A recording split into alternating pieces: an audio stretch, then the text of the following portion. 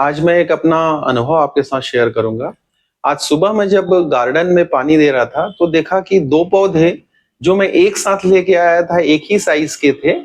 वो धीरे-धीरे ग्रोथ तो कर रहे थे, लेकिन एक पौधे की ग्रोथ बहुत ज़्यादा थी और दूसरे पौधे की ग्रोथ बहुत कम थी। मैंने सोचा कि इसका क्या कारण है, तो जब क्लोज़ली ऑब्ज़र्व किया उसको, तो देखा कि वो पौधा जिसका ग्रोथ नहीं हो पा रहा है, उसके आस-पास में बहुत सारे खरपतवार, अनवांटेड प्लांट्स हो गए हैं और उसकी जो जड़ें हैं, उसने पौधे की जड़ को लपेट के रखा हुआ है और जो पौधों को जो पोषक तत्व मिलना है, उसको पूरी तरीके से वो सोख ले रहे हैं और अपने में ले रहे हैं। इसके कारण उसका ग्रोथ नहीं हो पा रहा है।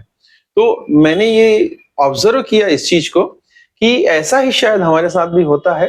कि हम और हमारा फ्रेंड एक साथ ही किसी रास्ते पर किसी करियर के स्पैन में बढ़ते हैं आगे, लेकिन देखते हैं कि एक जो मित्र है वो काफी आगे बढ़ जा रहा है, वहीं पर दूसरा जो है वो उस लेवल में ग्रोथ नहीं कर पाता है। तो उसका कारण भी अगर हम एनालिसिस करें तो कुछ इसी प्रकार से है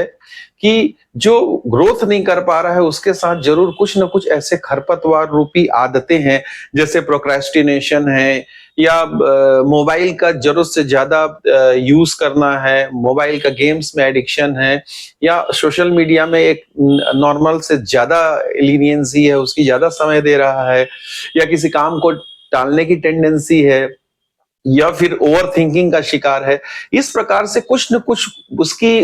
खराब आदतें हैं, बैड हैबिट्स है या थॉट प्रोसेस है, जिसके कारण उसकी एनर्जी जो है वो ड्रेन हो जा रही है और सही दिशा में लग नहीं पा रही है।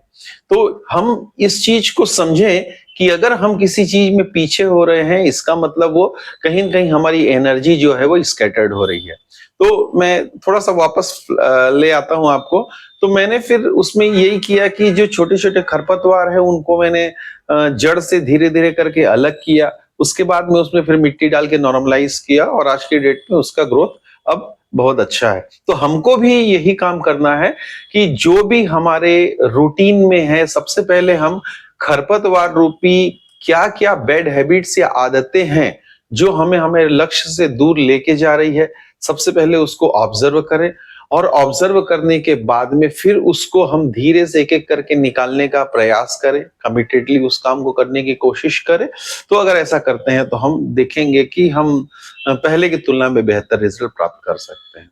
ठीक है, थैंक यू।